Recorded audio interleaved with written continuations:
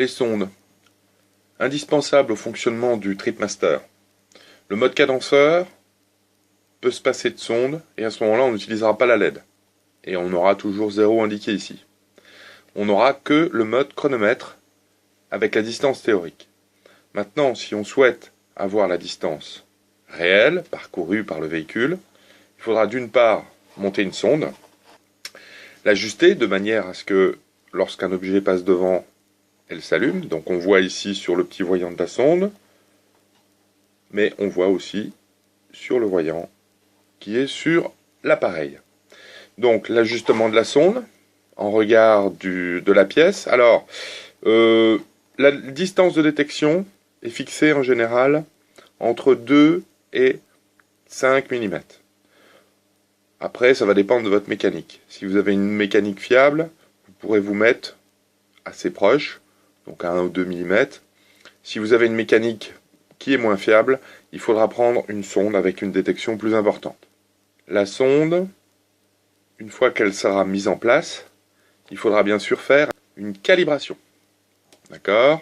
Donc là, on appuiera sur Start, Calibre Start, de manière à enregistrer sur 1 km le nombre d'impulsions, qui devrait se situer autour de 560, 580.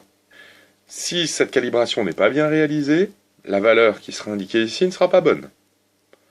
Donc à vous d'être vigilant sur la qualité de votre calibration. Il existe une vidéo qui parle de la calibration et qui explique comment la faire. Vous avez bien sûr toujours à votre disposition la documentation sur le site qui, elle, est encore plus détaillée que ne l'est la vidéo. Je vais maintenant, dans la suite de la vidéo, décrire les différents types de sondes. Les sondes. Vous trouvez chez les vendeurs de TripMaster des sondes de ce type. C'est des sondes 5 volts, noyables, c'est-à-dire que la partie de la tête peut être mise dans de l'acier, ou alors avoir un écrou comme c'est le cas actuellement. Non noyable, on a un petit bout ici qui est décolleté. Ce sont des sondes 5 volts, 2 fils. On va pouvoir les brancher ici. En effet, il a été prévu de pouvoir brancher des sondes 5 volts, 2 fils sur cet appareil, pour des gens qui ont encore ce type de sondes.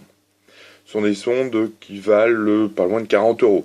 On peut les remplacer par un autre type de sonde, celles-ci qui sont des sondes industrielles.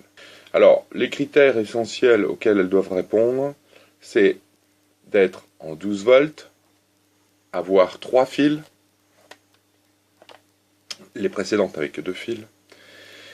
L'avantage aussi, c'est que souvent elles sont équipées d'un voyant, donc ça c'est à vous à faire en sorte qu'elles le soient. Donc ici sur l'arrière, généralement vous avez un voyant qui vous permet donc de faire un réglage précis au niveau de la roue.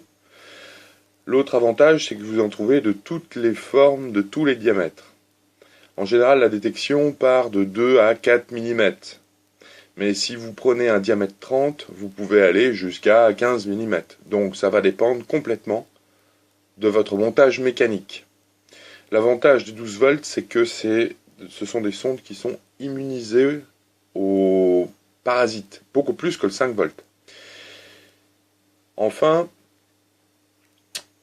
il faudra choisir une sonde donc de type PNP.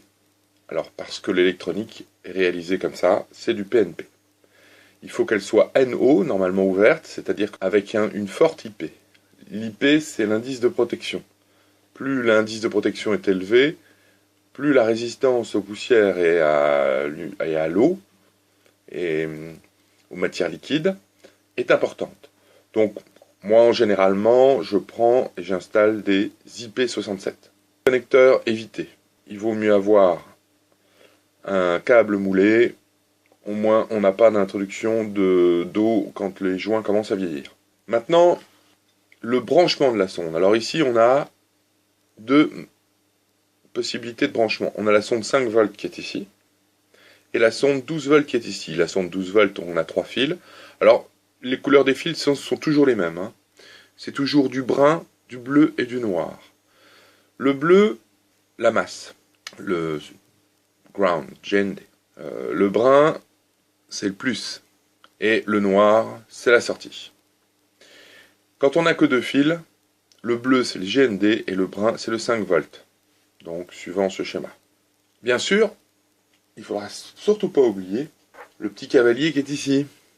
Ce cavalier, à droite, il va être en position 12 volts, à gauche, il va être en position 5 volts. Donc ne pas l'oublier.